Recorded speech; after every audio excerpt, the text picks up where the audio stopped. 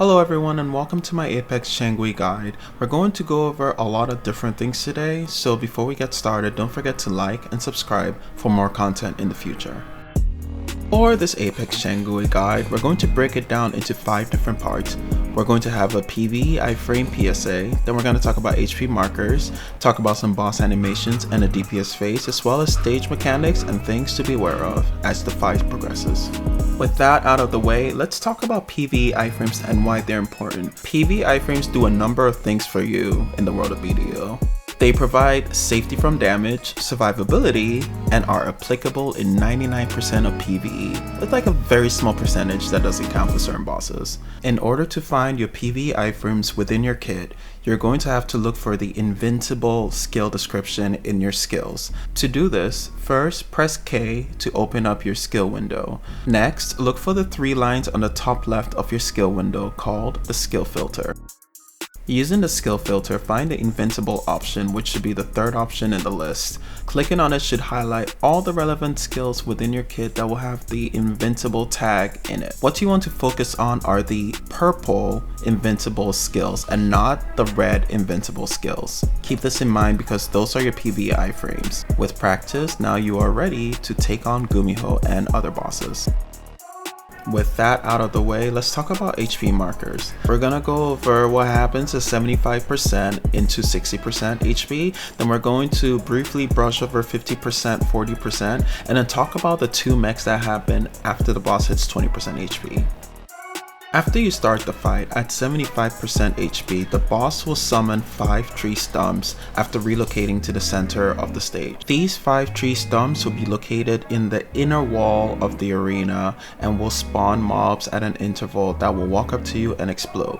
In order to deal with them, all you have to do is walk up to them and destroy them while DPSing the boss. Make sure to keep an eye on the boss's location. At 60%, the boss is going to slam the floor and disappear, relocating at one of the 5 tree stump location, not strictly, but somewhere around there. Whenever he does, all you have to do is go up to the boss, DPS him while also applying 5 CC skills in order to knock him out of his charge. This leaves you with a moment to apply a lot of DPS to the boss while he's down. At 50% HP, the boss will float in the air and spawn a couple of Changui minions which he will then absorb. When this animation starts, the boss will send a blast of damage right below his location. Make sure you are protected or in PvE iframe to avoid a lot of damage being taken, otherwise you could potentially get one shot. You may keep DPSing the boss right after he lands, however do keep in mind this signifies a stance change for the boss. At around 40% HP, or rather below 50% HP, the boss starts spawning these fields of poison, these pools of poison using tree stumps. Whenever you see them, like right here, make sure you're not DPSing the boss within the pool of poison. It will take your HP down at a set rate, so be very careful.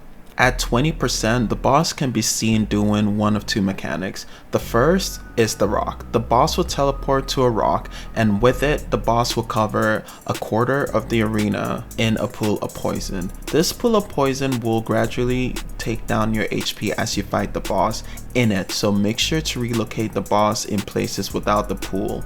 Something to note, as time passes, the boss will cover more places in the arena in this pool of poison. If this is a 4th, that means as time passes, the boss will cover 2/4 of the arena in this pool of poison, then 3/4, then 4/4. Make sure to DPS the boss before time runs out, and this applies to all stages, meaning Calamity 8, 9, and 10 of the boss fight. The second mechanic that will happen at 20% is that the boss will go unhittable and untargetable and charge up a giant shout. This shout will call for 4 hellhounds to be spawned and do damage to you. They do all sorts of different attacks and they do not explode, so do not worry about dying to them instantly. However, they do enough damage to kill you, so make sure you're paying mind to how much damage you're taking from them, as well as the boss, as well as the poison field. We will cover the C10 Mechanic in the next section. After going over the essentials, let's go over some boss animations and DPS phases. We're going to break this category in 2. We're going to go over the DPS phase first and then go on to the boss animations. At 60% HP, whenever the boss starts charging up an attack, make sure to use 5 different CCs to knock him out of that attack. Whenever you do, you get a small window within which you can pump some damage out. This is what I will refer to as the DPS phase. Make sure you prioritize down attack skills during this DPS phase. Whenever you start the boss fight against Apex Changui, I want you to keep in mind that you're basically fighting a succession striker, meaning every time he does a skill, it's going to be focused in a small cone in front of him but do a ridiculous amount of damage. So be careful on how you choose to mitigate the damage. At 50% HP, after Apex Changui goes through his stance change, Apex will start doing large amounts of AoE per skill. This means he switches from a regular striker to more of an awakening striker. He will also start doing giant suction skills that will pull you in regardless of where your location on the map is. Another interesting effect that occurs after the stance change is teleporting. Apex Changui starts teleporting more often. Of course, his teleporting is not strictly limited to the stance change. He does teleport quite frequently while you're fighting him, but the actions that follow after he teleports are what changes. He starts doing bigger AoEs rather than smaller AoEs after he teleports. This is where I want to start talking about the C10 mechanic.